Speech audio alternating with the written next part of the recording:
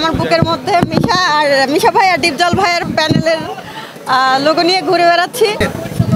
অনেক ভালো লাগছে। সবাইকে তো সবসময় একসাথে এইভাবে পাওয়া যায় না। অনেকদিন পরে আমরা এরকম একত্রিত হয়েছি, প্রায় 2 বছর পরে আমার মনে হয়।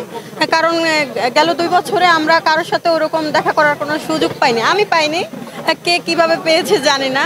বাট আজকে সব সিনিয়ররা যারা আসছে তাদেরকে অনেকদিন পরে দেখতে পেলাম, আর খুবই সুন্দর সুষ্ঠুভাবে নির্বাচন হচ্ছে, আমার অনেক ভালো লাগছে। একটা জানতে চাই যে যেহেতু চলচ্চিত্র শিল্পী সমিতি নির্বাচন 2টি প্যানেল নির্বাচন করছে, প্যানেলের পছন্দের অনেক কমিটি রয়েছে হয়তো বা 2 প্যানেল মিলিয়ে কি অবস্থা মনে হচ্ছে? মাথায় কোনো প্ল্যান আছে কিনা কাদেরকে ভোট দিবেন, যেহেতু এখনো ভোট দেওয়া হয়নি?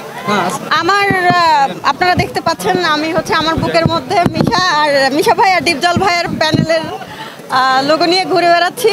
আর আমার তো 2 প্যানেলেই বন্ধু বান্ধব বা কলিগরা আছে, 2 প্যানেলে মিলে জিলে ভোট দিব।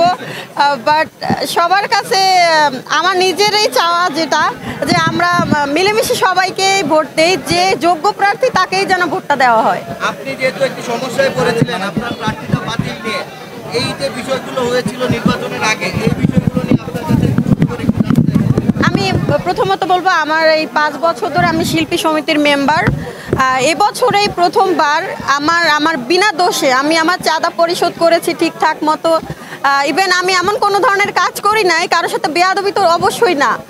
আমার প্রার্থিতা বাতিল হয়ে গিয়েছিল, আমি সদস্য পদ হারিয়েছিলাম, আমি জানতামই না। হঠাৎ করে আমাকে এফডিসি থেকে জানালো যে ভোটার লিস্টে আমার নামটি নাই। তখন আমি অনেক কষ্ট পেয়েছি। তারপর জয় যখন আমাকে জানায় তখন আমি এফডিসিতে ছুটে আসি। তারপরে এই ব্যাপারটা নিয়ে আমি সাংবাদিকদেরও অনেকেরই কল পেয়েছিলাম যে কেন কি, আসলে আমি এই ব্যাপারে তখন পর্যন্ত কিছু জানতাম না। বাট আমার যেহেতু কোনো দোষ ছিল না, সেই ক্ষেত্রে আমাকে আবার আমার সদস্য পদ ফিরিয়ে দিয়েছে। কি আশা করছেন যারা বিজয়ী হবেন তাদের কাছে প্রত্যাশা কি? গত 2 বছরের এফডিসির অবস্থা তো আপনারা দেখেছেন। আমি চাইবো আবার নতুন করে যারা আসবে এফডিসি যেন প্রাণ ফিরে পায়, আর আমরা যারা আর্টিস্টরা আছি তারা যেন সবাই সুষ্ঠুভাবে কাজ করতে পারি, এইটাই।